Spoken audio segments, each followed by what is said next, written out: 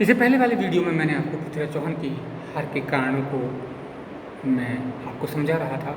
उन्हीं हार के कारणों को हम और आगे हम बताएंगे। और जब हम हार के कारणों का विश्लेषण करते हैं, कारणों को जानने की कोशिश करते हैं, तो याद रखिए कि इस युद्ध में जय पराजय का कोई एक कारण नहीं होता। कई कारण मिलकर किसी युद्ध का फैसला करते हैं। हम किसी एक कारण को ये नहीं कह सकते कि अमुक कारण पृथ्वीराज चौहान की या तराइन की विजय या पराजय का कारण था। और महत्वपूर्ण कारणों में हम एक महत्वपूर्ण कारण और लेंगे कि पृथ्वीराज चौहान की सेना कम थी, यानी कि जितनी सेना तराइन के युद्ध में होनी चाहिए थी उतनी सेना तराइन के मैदान में नहीं पहुंच पाई थी। अब आप पूछेंगे कि पृथ्वीराज चौहान की सेना में संख्या क्यों कम थी। इसका कारण मैं आपको ये बताता हूँ कि पृथ्वीराज चौहान अपनी पूरी की पूरी सेना लेकर तराइन के मैदान में नहीं पहुँच पाए थे, क्योंकि उनकी बहुत सी सेनाएँ उनके उन मोर्चों पर लगी हुई थी जो कि उनके शत्रु राज्य थे। यानी कि पृथ्वीराज चौहान के राज्य की सीमाएं कई और राज्यों को स्पर्श करती थीं, तो उन सीमाओं के ऊपर भी पृथ्वीराज चौहान के सैनिक रुके हुए थे। अपनी उन सीमाओं की रक्षा के लिए भी उन्होंने अपने सैनिक छोड़ रखे थे। तो एक बहुत बड़ी तादाद में एक बहुत बड़ा सैनिक दल पृथ्वीराज चौहान को अपनी और सीमाओं की रक्षा के लिए छोड़ना पड़ा था। तराइन के युद्ध में उतनी बड़ी मात्रा में चौहान सैनिक या भारतीय सैनिक नहीं पहुंच पाए थे जितनी बड़ी मात्रा में उनको पहुंचना चाहिए। फिर एक और बात थी, कभी एक साल पहले तो तराइन का पहला युद्ध हुआ था, ज़्यादा लंबा समय नहीं बीता था। तो पृथ्वीराज चौहान के बहुत से अच्छे सैनिक उस युद्ध में मारे गए थे। यानी कि तराइन के पहले युद्ध में एक बहुत बड़ी क्षति हुई थी पृथ्वीराज चौहान की सेना को, और मात्र साल भर में उस क्षति को पूरा नहीं किया जा सकता था। तो ये भी एक हार का एक कारण बना था कि पृथ्वीराज चौहान की सेना संख्या बल की तुलना में उतनी शायद नहीं थी जितनी की होनी चाहिए थी। उसके अधिकांश सैनिक और सीमाओं के ऊपर व्यस्त थे या फिर तराइन के पहले युद्ध में मारे जा चुके थे। इस पराजय का एक और कारण हम ये कह सकते हैं कि पृथ्वीराज चौहान आक्रामक युद्ध शैली में नहीं लड़े थे, वो सुरक्षात्मक युद्ध शैली में लड़ रहे थे। यानी कि अगर वो आक्रामक होकर लड़ते तो युद्ध का परिणाम शायद कुछ और होता, परंतु युद्ध में काश लगा ही रहता है, किंतु परंतु लगते ही रहते हैं, परिणाम महत्वपूर्ण होता है। पृथ्वीराज चौहान जब मोहम्मद गौरी की सेनाएं तराइन के मैदान में आई थी तो किस बात का इंतजार कर रहे थे, किस बात की उनको प्रतीक्षा थी, वो क्यों झांसे में आते रहे, क्यों वो संधि वार्ता के अंदर जूझते रहे।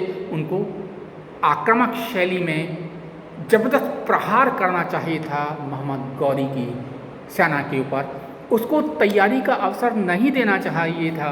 परंतु पृथ्वीराज चौहान की ये गलती थी कि वो सुरक्षात्मक युद्ध लड़ रहे थे।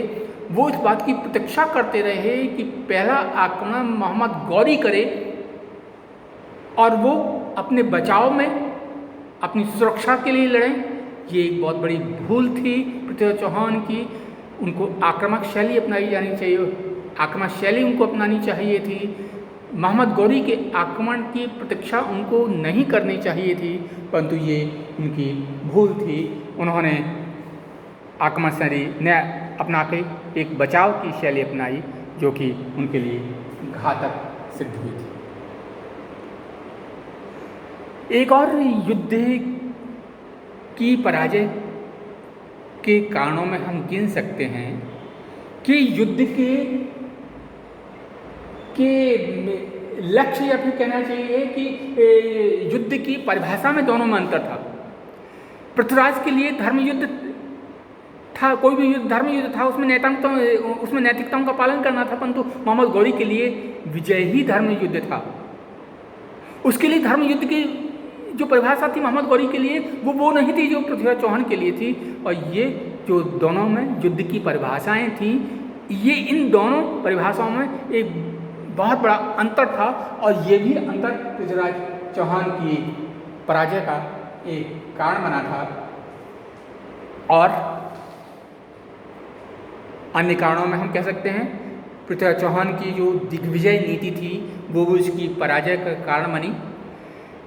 मैंने इससे पहले के एक वीडियो में आपको बताया था कि दिग्विजय नीति के अंतर्गत भारतीय शासक अपने पड़ोसी राज्यों को जीतने की कोशिश करते थे और इस कोशिश के अंदर कभी कभी नहीं, अधिकांशतः अपने पड़ोसी राज्यों से वो शत्रुता मोल ले लेते थे और जब संकट आता था तो इन पड़ोसी राज्यों की किसी भी तरह की मदद इन राज्यों को नहीं मिल पाती थी। पृथ्वीराज चौहान ने भी अपनी दिग्विजय नीति के अंतर्गत बहुत से भारतीय राजाओं को नाराज कर दिया था और इसी नाराज़गी का परिणाम था कि जब आक्रमण हुआ तो उस आक्रमण में पृथ्वीराज चौहान को मदद देने के लिए भारतीय राजा उत्तरायण के मैदान में नहीं पहुंच सके और ये भी एक बहुत बड़ी पराजय का एक कारण बना था। और आखिर में एक और महत्वपूर्ण कारण है, पृथ्वीराज चौहान ने कुछ भयंकर भूलें भी की थीं। उन भयंकर भूलों में हम ये कह सकते हैं कि